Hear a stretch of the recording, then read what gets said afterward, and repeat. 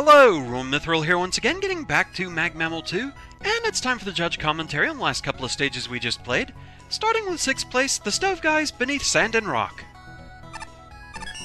Snow and Pyro. I really love the whole design of the stage here. The placement of enemies is really good, and probably the only enemies I don't really like how they were used are the Jet Boutons, just solely because they just tend to surprise you.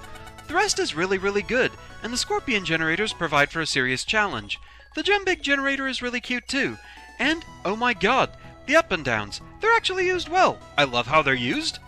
I also really like the design of the middle section too.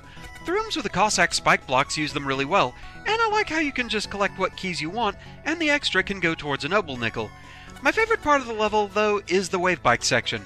It's just so perfect just romping through the whole level backwards, and it's really clever how the whole level is built to still be threatening in the section. The boss is really fun too. It feels like a real Mega Man Fortress boss. Atmosphere of the level is really good too. The level is overall just excellent. I love it. Less than 3.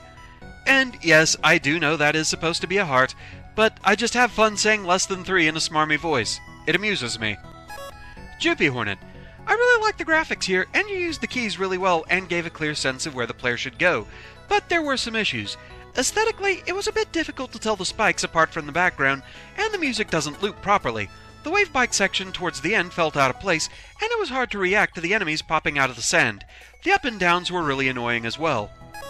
Angel. Oh man, I really like how you move back through the level at the end, though it makes little sense since why did Mega Man not just go left to begin with?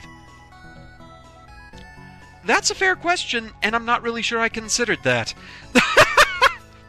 Really cool level with a well-executed underground desert theme. I like the little key challenges that let the player advance through the stage. The enemy placement is mostly fine, though I think the level could have done without up and down surprising the player while he's moving up and down, the structure near the end. The boss fight is also a lot of fun, and a great conclusion to this level. Gariri. I'm impressed by the effort put into this level. It is extremely well done. The level design is very solid, the atmosphere of this stage is fantastic. My only real complaints are the wave bike section, which is tedious and frustrating, and some parts of the level where enemies are frustrating to deal with. However, the positive aspects of this stage make up for the problems it has, and that is something I appreciate. And Ace Spark. The opening made me smile, and then I entered the temple, and I knew I was in for something good. I'm almost wondering if this stage was made by two people. The two halves of it feel very different. This both does and doesn't feel like a Mega Man stage. It's clearly set up in a fashion that's alien to Mega Man, but at the same time, you get the feeling this could actually fit in a Capcom title. You manage to take dev kit assets and turn them on their head. The maze-like system in this level really makes you feel like you're exploring the depths of an ancient ruin, finding the secrets within. While you put in instant death, I found it's not usually the cause of the player's demise. Of course, the coolest bit of the level has to be the ending. I'm not spoiling this, but it really made me go, okay, wow, that is awesome. Also, you threw in an original boss amongst the dev kit asset stage. That blindsided me. It's pretty unique, and one of the coolest looking bosses in the contest. He's as creative as the level. Really solid use of dev kit assets involved. There are issues with the stage, but they are very minor. I feel the enemies could do with modified graphics. They seem to clash with each other, but that is a serious nitpick, and obviously, I'm not penalizing for that minor thing. The boss itself has one attack that gave me pause. I feel he fires entirely too many missiles, and they're awkward to deal with. Other than that, this stage was brilliant. Stunning tile set, too. So, overall this stage, it was really good. I loved the ideas presented here. I do just feel like the key section can be a bit too punishing, and I can see it getting really frustrating and really old really fast if you die a lot, and there are plenty of opportunities to do so. A lot of enemies around there that can shoot you from basically anywhere, plus a lot of death spikes and pits. So, I can see that being a bit of a problem, but the rest of the stage was really good. The up and downs, it's just kind of a your mileage may vary. To me, they did feel a little bit out of place, and the ones that lined up perfectly with the ladder were a bit aggravating, but overall, it's probably less irritating than how they usually get used, I will give them that. But yeah, this was a solid one, very nice. And next up we had 5th place, Neo's Quarantine Woman. Or, indeed, I was right, sodium hydroxide, also known as lye or caustic soda. I did research! Science! Snow and Pyro. It felt like it focused on cinematics more than actually making a level. The first half is completely unassuming and doesn't do much, but I'm pretty sure that was intentional. The transition to the second half definitely scared the heck out of me, and this is where I began to have issues with the level. I appreciate the effort that went into the AI of the hazmat suit guys. They go and attack other enemies before attacking you? But they are really introduced pretty badly. Your first encounters with them are in extremely cramped areas, and they can very quickly gang up on you and kill you, and then later on in the level, they just spawn in completely non-threatening places. The end with the mutants is neat, but it also really feels like enemy spam, because the bugs just seem to be randomly pasted everywhere. Also, the bugs are kinda nightmare-inducing, and made me very uncomfortable. You want to talk uncomfortable bugs? A little bit behind the scenes. During most of my recording of this stage, I had a mosquito hovering around in my face that just would not leave. Yeah, the things I do for professionalism.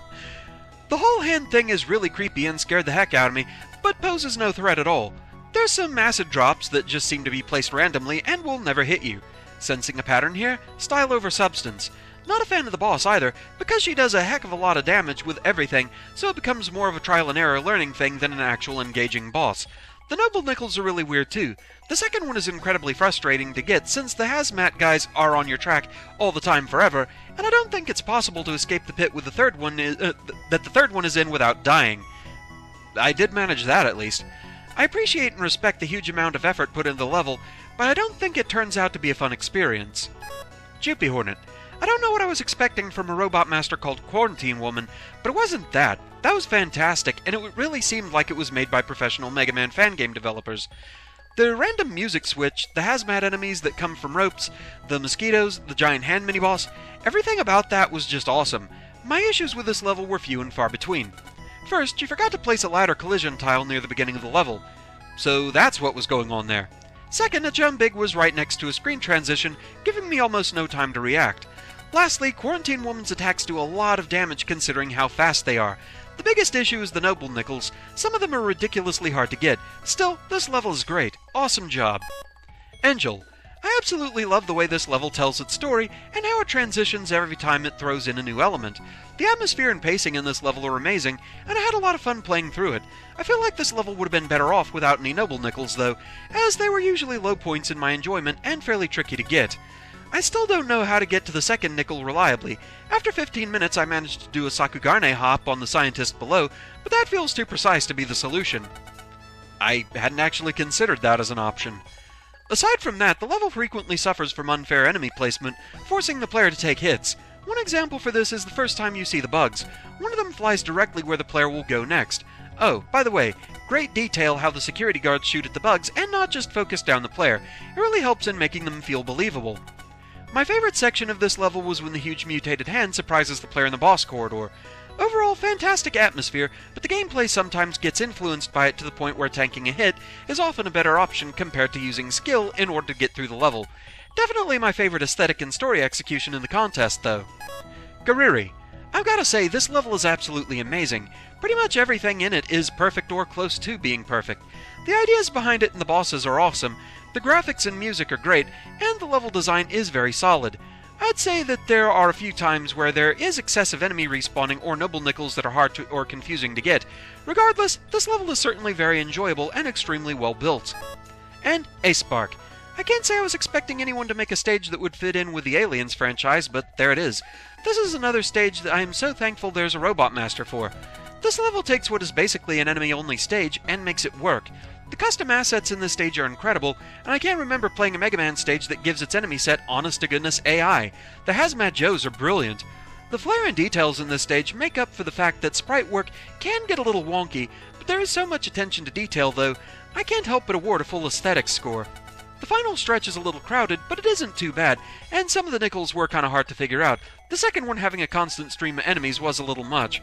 As for your Robot Master, it's a really cool fight and gives me the same feeling as playing a shoot-'em-up with the precision required.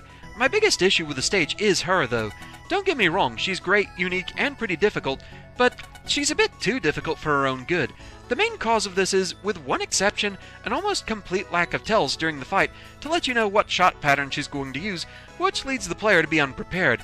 It took me a while to beat her, and even when I sort of got used to how she worked, The lack of tells means it's very hard to know what exact actions you need to pull off to dodge her next barrage, especially considering the sheer precision required. Overall, this stage was brilliant though, and is one of the more unique experiences I've had playing a Mega Man game. This stage is definitely unique, I have to give it that. It's really pretty amazing. But yeah, the boss is kind of a thing. She is really difficult to get used to, and she doesn't really have a lot of tells. Combined with that, it's the fact that basically everything she does hits like a truck. She does a lot of damage for basically every single attack. It's kind of the opposite of the complaints that I saw some of the judges have with Cyberman, where Cyberman's attacks, they were really quick, but didn't do a whole lot of damage, so he didn't really feel threatening at all. Here you kind of had the opposite. Her attacks, they're still fast, but they do huge damage, so getting used to her, it's gonna take a while. Honestly, I feel like I was starting to kind of learn her, but there is still a lot of unpredictability to her as to which pattern of slime she's going to use. But the patterns between the wave and getting her to start shooting the slime, that much I think I was starting to get toward the end there. But yeah, overall, that was definitely a very thematic stage, and yeah, getting legit jump scared by a stage. I was not expecting that.